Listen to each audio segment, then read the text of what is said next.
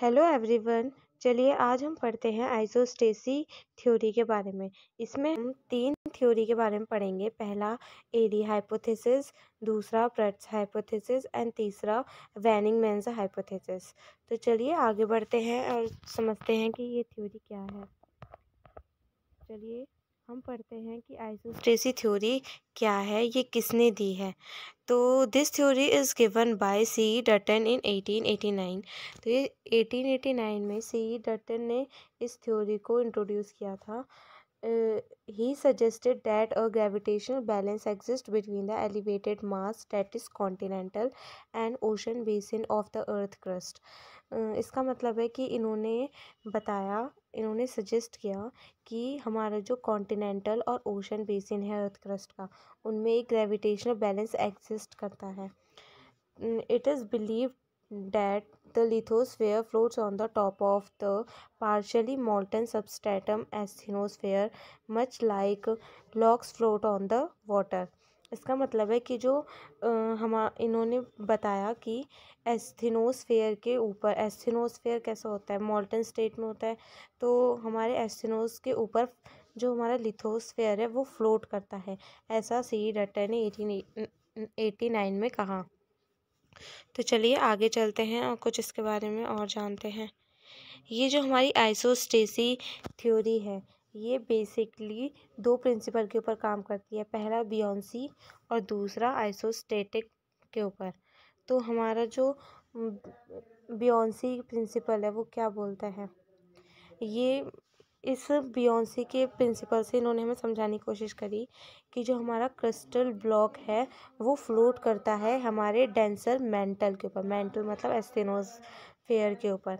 और second point में कहा कि एरियाज विद ग्रेटर मास और thickness of crust sink deeper into the mantle compare to thinner crust. इनका कहना ये था कि जो हमारे माउंटेन्स होते हैं वो जितने ऊंचे हैं वो उतना ही नीचे सिंक कर रहे हैं, और जो हमारे ओशन बेसिन्स हैं उनका वो थिनर, उनकी क्रस्ट जो होती है वो थिनर होती है, इसलिए वो उनकी हाइट भी कम होती है और उनका जो डेप्थ होती है वो भी हमारे माउंटेन के अकॉर्डिंग कम होती है। तो ये समझाने की कोशिश करी इन्होंने बियोंसी थ्योरी में, सी डटर ने। फिर सेकंड इन्होंने आइसोस्टेटिक एडजस्टमेंट के बारे में बताया। The vertical movement of the crust to achieve isostatic balance. For example, when ice sheet melt, the crust rebound. इसका मतलब है कि इन्होंने इसमें बताया कि क्या हुआ जब आइस शीट्स जब मेल्ट होने लगती हैं तो क्या होता है, हमारा क्रस्ट जो होता है वो अपलिफ्ट करने लग जाता है। तो इसी को आइसोस्टेटिक एडजस्टमेंट कहते हैं। तो इसी थ्योरी को इन्होंने पोस्ट ग्लेशियल रिबाउंड भी कहा। चलिए अब आगे बढ़ते हैं और हम इसकी तीन थ्योरीज के बारे में समझते हैं। तो इसकी मेन जो थ्योरी है वो दो थ्योरी हैं, Airy hypothesis theory and Pratt hypothesis theory. पहले हम एरीज हाइपोथेसिस थ्योरी के बारे में पढ़ेंगे। एरीज थ्योरी का कॉन्सेप्ट ये है कि जो हमारा क्रस्ट है उसकी डेंसिटी सेम है बट थिकनेस वेरी करती है। जैसे कि हमारे जो माउंटेन है वो जितने ही ऊंचे हैं उनकी जो डेप्थ है वो उतनी ही ज़्यादा है। एरीज थ्योरी में ये इन्होंने बताया। जैसे कि जो आइसबर्ग्स जो होते हैं उनकी हाइट डिफरेंट होती है बट सेम डेंसिटी होती है। इसी की तरह माउंटेन्स की भी हाइट डिफरेंट होती है बट डेंसिटी जो होती है वो सेम होती है, इसीलिए वो बहुत ज़्यादा ऊंचे होते हैं माउंटेन्स। और एग्जाम्पल है, the Himalayas have deep roots due to their height. वो अपनी हाइट के कारण इतने ऊंचे हैं। उनकी जो डेप्थ होती, जितनी ऊंची हाइट होगी उतनी ही गहराई में उनकी डेप्थ होगी। ये था एरीज हाइपोथेसिस। और अब हम पढ़ते हैं प्रट्स हाइपोथेसिस के बारे में, जो कि 1855 में इंट्रोड्यूस हुई थी। इन प्रट्स हाइपोथेसिस का कॉन्सेप्ट ये था कि जो क्रस्ट है उसकी जो डेंसिटी है वो वेरी करती है बट डेप्थ जो है वो यूनिफॉर्म है। और हमारे एरीज थ्योरी जो थी उसमें क्या था कि उसमें डेंसिटी सेम थी बट उसमें डेप्थ वेरी कर रही थी, और इसमें डेंसिटी वेरी कर रही है और डेप्थ यूनिफॉर्म है। ये डिफरेंट है, ये डिफरेंस है इन दोनों के बीच का। और प्रेट्स हाइपोथेसिस की एक एनालॉजी क्या है, like wooden block of different density floating in water. ये इन्होंने एक एग्जांपल दिया है कि जैसे जो वुडन ब्लॉक होता है वो वाटर पे फ्लोट करता है, उनकी डिफरेंट डेंसिटी होती है बट उनकी जो नीचे डेप्थ होती है वो इक्वल होती है। तो एरीज थ्योरी का ये कहना था कि जो माउंटेन है उनकी जितनी ऊंची हाइट है उनकी डेप्थ भी उतनी ही गहरी है, पर प्रेट्स का ये कहना था कि डेप्थ सेम है और हाइट डिफरेंट डिफरेंट है, ये इनकी डेंसिटी के कारण है। तो मेन कॉन्सेप्ट यही है प्रेट्स थ्योरी और एरीज हाइपोथेसिस का।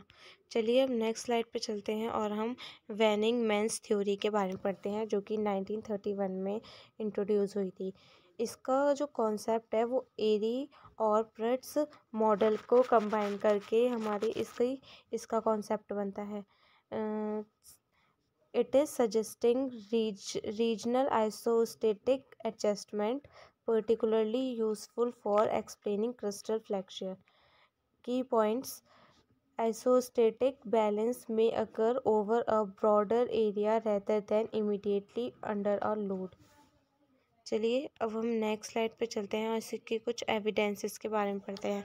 तो बेसिकली इस थ्योरी को प्रूफ करने के लिए साइंटिस्ट ने दो एविडेंसेस दिए थे। पहला पोस्ट ग्लेशियल रिबाउंड, जो कि मैंने आपको पहले भी समझाया था कि जब आइस शीट जो होती है वो मेल्ट होती है तो जो हमारी क्रस्ट होती है वो अपलिफ्ट करती है। तो यही था कि क्या हुआ था, जो नॉर्वे का पार्ट था और स्वीडन का पार्ट था वो जब प्लीस्टोसीन की जो आइस शीट थी वो जब मेल्ट होने लगी तो नॉर्वे और स्वीडन का पार्ट राइज करने लगा। तो इसी को पोस्ट ग्लेशियल रिबाउंड कहा गया और ये पहला एविडेंस था इस थ्योरी का। दूसरा एविडेंस था माउंटेन इरोजन एंड अपलिफ्टमेंट। जब माउंटेन जो हमारे बने वो इसका दूसरा था। Erosion of mountain tops causes the mountain to rise continuing until the roots reaches the same height as the surrounding crust। चलिए अब हम नेक्स्ट स्लाइड पे चलते हैं। तो हमारा आज का वीडियो यहीं ख़त्म होता है।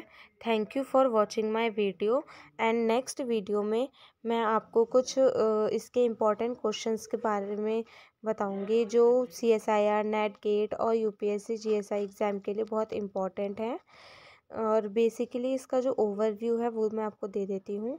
तो आइसोस्टेसी क्या है? आइसोस्टेसी थ्योरी है जिसमें ये समझाया गया है कि जिस भी एक समझ लो एक पार्टिकल है, अगर उसकी डेंसिटी जो है वो सेम है और पर उसकी थिकनेस वेरी करने के कारण उसकी जो हाइट है वो ऊंची है, बट प्रेट्स का ये कहना था कि नहीं, डेंसिटी वेरी कर रही है और जो थिकनेस है वो सेम है इसकी, तो इस कारण इनकी हाइट डिफरेंट है।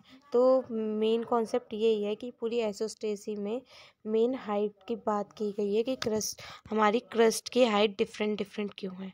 तो मेन इस बेसिक कॉन्सेप्ट यही है। Thank you for watching my video. Please like and subscribe my channel.